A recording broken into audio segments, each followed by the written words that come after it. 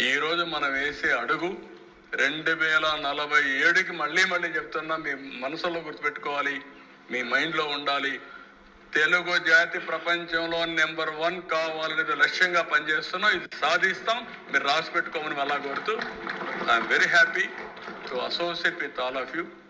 Youngsters చాలామంది ఎమ్మెల్యేలు ఉన్నారు. మీరు శాశ్వతంగా ఎమ్మెల్యేలుగా ఉండాలంటే పనులు చేయడం ఎంత ముఖ్యమో ప్రజలతో అనుసంధానం కావడం కూడా అంతే ముఖ్యం. అది చేస్తే ప్రజలు ఎప్పుడు మనతో ఉంటారు. నేను ఒకేసారి ఓడిపోయా, ఆసారి తప్ప ఇక్కడ అన్ని ఎలక్షన్లో గెలుస్తూ వచ్చాను. కాబట్టి మీకు కూడా ఇది ఒక మంచి అవకాశం. ప్రజాసేవ చేసే ప్రతి ఒక్క వ్యక్తిలో మనం కరెక్ట్గా ఆలోచిస్తే మనకు ఒక పేరుంటుంది, ప్రజలకు మనం మంచి చేసే అవకాశం ఉంటుంది. అది గుర్తుపెట్టుకోవాలని కోరుకుంటూ, వండర్ఫుల్ ఎక్స్పీరియన్స్. నాకు కూడా ఇంతమంది కూర్చోవడం అనేది అసెంబ్లీలో చాలా సార్లు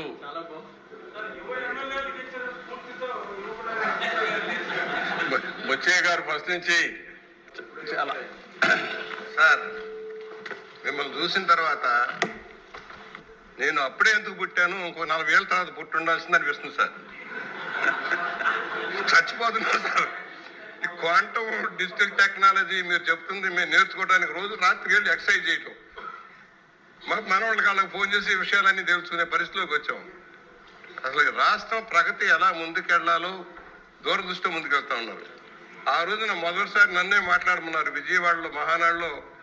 రిఫార్మ్స్ సందర్భంగా మీరు ఎవరు భయపడకపోతే నన్ను మాట్లాడమని నేను మాట్లాడాను. ఆ రోజున ఒక మాట చెప్పాను సార్. ఆ రోజున సముద్రాన్ని చిలికినప్పుడు ఆలహాలం పుట్టింది, ఎవరు దాన్ని మిగటానికి సిద్ధంగా లేరు.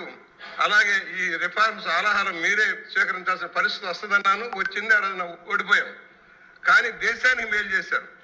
మీ వల్ల దేశంలోనే రిఫార్మ్స్ వచ్చినాయి. నేషనల్ రోడ్ నెట్వర్క్ కానీ పవర్ సెక్టర్లో కానీ రిఫార్మ్స్ వచ్చినాయి. ఇవాళ పవర్ అవసరం ఏంటో తెలుస్తూ ఉంది. మీతో పాటు మేము 82 నుంచి కూడా చూస్తూ ఉన్నాం. మళ్ళా గుర్తుకొస్తూ ఉన్నాయి. ఆ పాత బుల్లెట్లు ఇచ్చేవాళ్ళు, సెకండ్ హ్యాండ్ బుల్లెట్లు ఇచ్చేవాళ్ళు. అలాగే ఫోన్లు, పనిచేయని ఫోన్లు వచ్చాయి. సరే, ఇవాళ ఫోన్స్లో కూడా రిఫార్మ్ మీరే కారకులు.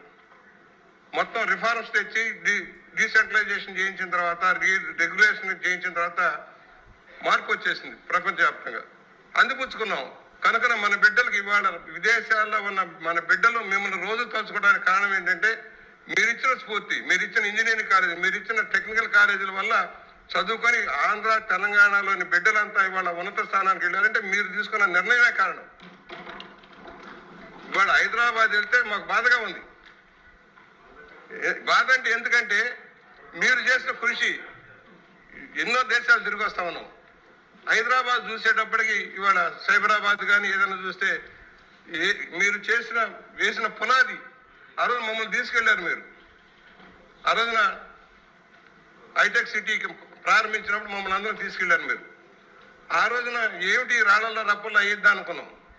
ఇవాళ ఎలాంటి నగరం తయారైంది మీరు తీసుకున్న దూరదృష్టితోటి. ఇవాళ మాకు యంగ్స్టర్స్ వచ్చారు సార్, చదువుకుంటా ఉన్నారు. రేపేమిటి 47కి మీరు చెప్తా ఉన్నారు. 47కి మేము ఉంటాము పోతాం మాకు తెలియదు, కానీ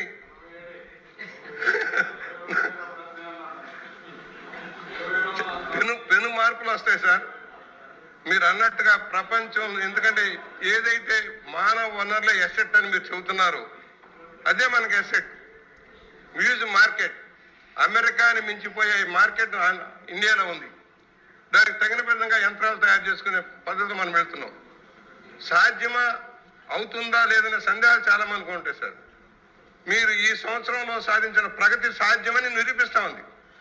ఇన్ని లక్షల కోట్ల పెట్టుబడి తేగలిగారంటే ఒక రాక్షస ప్రభుత్వం నుంచి నమ్మకం కోల్పోయిన రాష్ట్రాన్ని మన నమ్మకం కలిగించి పరిశ్రమలు రావడానికి, ఉపాధి లభించడానికి కారకులయ్యారంటే మీ కృషి, మీ మీద ఉన్న నమ్మకం, కాన్ఫిడెన్స్ మా అందరిలో కూడా రావాల్సిన అవసరం ఉంది.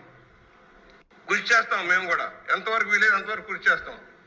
ఒకటి, రాష్ట్రం అంతా కూడా మీరు చాలా మందికి తెలియాల్సింది ఏంటంటే మీరు విజన్లో వివిధ ప్రాంతాల్లో డెవలప్మెంట్ ఎలా ఉండాలని నిర్ణయించారు. ఆ విధంగా ముందుకెళ్తా ఉన్నారు. వెనుకబడ్డ ప్రాంతాలకి బ్రహ్మాండమైన వెలుగు నింపుతా ఉన్నారు. మేము అనంతపూర్లో చూసినా, తిరుపతిలో, చిత్తూరులో చూసినా ఆ డెవలప్మెంట్ మనకు, వెనకబడ్డ ప్రాంతాల్లో డెవలప్మెంట్ మాకు కనపడతా ఉంది. వ్యవసాయంలో మార్పు కనపడతా ఉంది. ఇవాళ అందుకనే మీరు తీసుకున్న స్ఫూర్తితో మేము ముందుకెళ్తున్నాం. మా అందరికి ఒకటే, తెలుగు జాతి ముందుకెళ్లాలంటే ధైర్యంగా ముందుకు సాగాల్సిన అవసరం ఉంది. మళ్ళా రాక్షసులు వస్తారు అనే నమ్మకం ఎవరిలో ఉండటానికి వీలు లేదు. ఎందుకంటే ఒక రాంగ్ ఇంటర్ప్రిటేషన్ ఇవ్వడానికి ప్రయత్నం చేస్తూ ఉన్నారు వాళ్ళు, గోబెల్స్ ప్రచారం ద్వారా, తప్పుడు ప్రచారం ద్వారా. ఇక వచ్చే అవకాశం లేదు.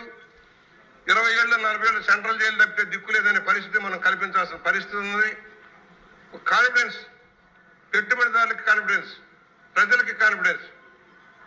ఇది 30 సంవత్సరాలు కాదు, 40 సంవత్సరాలైన రాష్ట్రాన్ని ప్రగతి చంద్రబాబు గారి సారథ్యంలో సాధ్యమనే ఒక కాన్ఫిడెన్స్ తోటి ముందుకు సాగాలని సవినయంగా మనవి చేస్తూ, మీరు చేసిన కృషికి మీకు సహకరించిన పవన్ కళ్యాణ్ గారికి, మీకంటే ఎక్కువగా కష్టపడుతున్న లోకేష్ బాబు గారికి కూడా ధన్యవాదాలు, అభినందనలు తెలియజేస్తున్నాను సార్.